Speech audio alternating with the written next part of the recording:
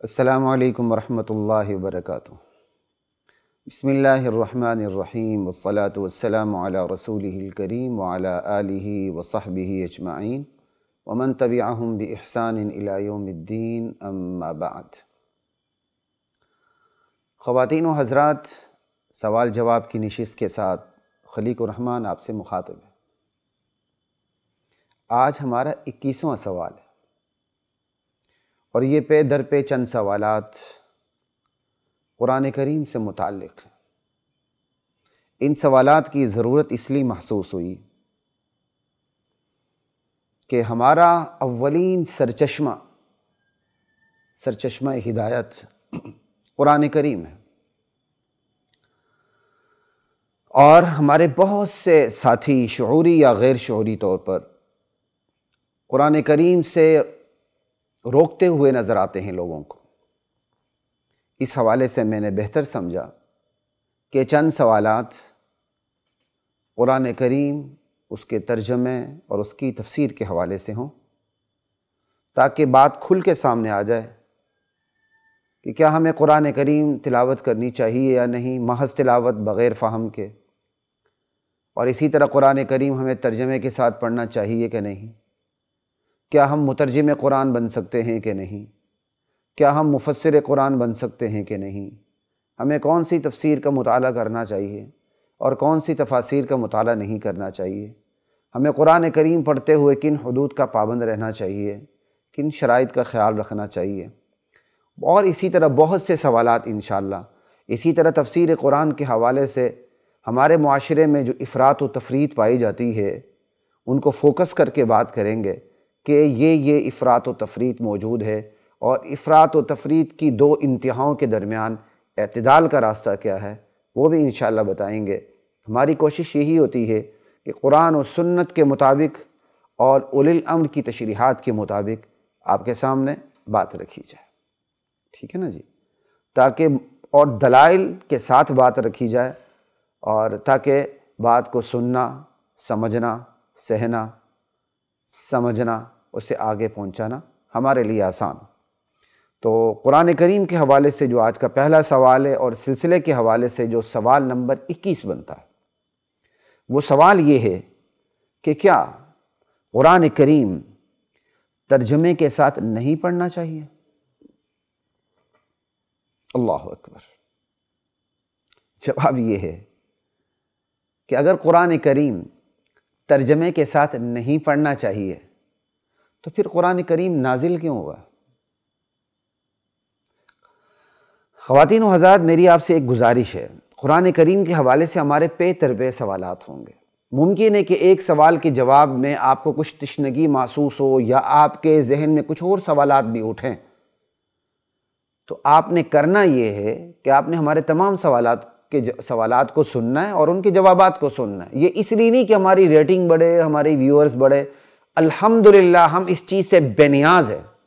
تمنا خواہش ضرور ہے کہ آپ تک دین کی بات پہنچے، لیکن لطیفے سنانا اور کرنٹ ایشوز کے اوپر 2 منٹ کے کلپ بنانا، اندر کوئی علمی بات نہ ہو اور اس کو اچھالنے کی کوشش کرنا کہ بس ریٹنگ آ جائے، یہ ہمارا کام نہیں ہے۔ اس سے الحمدللہ میرا مزاج کوسوں دور ہے۔ ہم تو ایجوکیشن بیسڈ بات کریں گے آپ کے سامنے، نظریاتی حوالے سے۔ خیر، بات لمبی ہو جائے گی، اسی پہ ہم رہتے ہیں۔ کیا قرآن کریم با ترجمہ نہیں پڑھنا چاہیے؟ تو جناب، اگر قرآن کریم با ترجمہ نہیں پڑھنا چاہیے تو پھر قرآن کریم نازل کیوں ہوا؟ پھر اس پہ آپ سوال قائم کریں گے، بھائی قرآن کریم تو عربی میں نازل ہوا ہے، تو پھر کیا قرآن کریم صرف عربوں کے لیے نازل ہوا ہے کہ بغیر کسی عالم دین کی مدد کے صرف وہی عرب ہی سن کر یا پڑھ کر سمجھ سکتے ہیں، عجمیوں کو یہ سہولت حاصل نہیں ہے؟ کیا ایسی بات ہے؟ یاد رکھیے، قرآن کریم جب نازل ہو رہا تھا تو عرب براہ راست قرآن کریم کو نبی علیہ السلام سے سماعت کرتے تھے، سنتے تھے براہ راست۔ یہ تو پورے قرآن کریم سے بات واضح ہے۔ اور اسی طرح آپ نے کوئی قدغن، کوئی شرط نہیں لگائی تھی کہ میری نگرانی یا میرے مقرر کردہ کسی صحابی، کسی عالم دین کی نگرانی میں رہے بغیر تم لوگوں نے قرآن کریم کو سمجھنے کی کوشش نہیں کرنی۔ آپ نے کوئی ایسی شرط نہیں لگائی تھی۔ عرب براہ راست قرآن کریم کو نبی علیہ السلام سے سنتے تھے، بغیر کسی عالم دین کی نگرانی کے سنتے تھے، متاثر ہوتے تھے، ایمان لاتے تھے، مخالفت بھی کرتے تھے۔ آگے ساری باتیں کھل کے آئیں گی۔ یہ وہ حقیقت ہے جس پر دو رائے کی سرے سے گنجائش ہی نہیں کہ عرب براہ راست حضور سے قرآن کریم کو سنتے تھے اور بغیر کسی عالم کی نگرانی میں رہے بغیر سنتے تھے۔ اللہ اکبر۔ اور پھر متاثر ہو کے ایمان بھی قبول کرتے تھے۔ اللہ اکبر۔ اب جب یہ سہولت عربوں کو حاصل تھی تو عجمیوں کو کیوں نہیں حاصل ہوگی بھائی؟ قرآن تو ہدی للناس ہے، قرآن ہدی للعرب نہیں ہے کہ صرف عربوں کی ہدایت کے لیے نازل ہوا۔ قرآن تو انسانوں کی ہدایت کے لیے نازل ہوا، ہدی للمتقین ہے۔ قرآن کو پڑھ کے لوگ متقی بن جاتے ہیں۔ اور پھر اللہ جس نے قرآن نازل کیا ہے وہ صرف رب العجم نہیں ہے، رب العرب نہیں ہے، رب العرب والعجم، بلکہ رب العالمین ہے۔ اس نے تنزیل الکتاب، جو کتاب اتاری ہے تو صرف عربوں کے لیے نہیں اتاری۔ تنزیل الکتاب لا ریب فیہ من رب العالمین۔ اللہ تعالیٰ اپنی شان ربوبیت اور شان رحمت بتاتے ہیں کہ میری ربوبیت کا تقاضا یہ ہوا کہ میں اپنی مخلوق انسانوں اور جنات کی رہنمائی کروں، انہیں راہ ہدایت سامنے رکھوں، تو میں نے کتاب اتاری تمام انسانوں کے لیے بغیر کسی تمیز کے کہ عرب ہیں کہ عجم ہیں۔ لا ریب فیہ من رب العالمین۔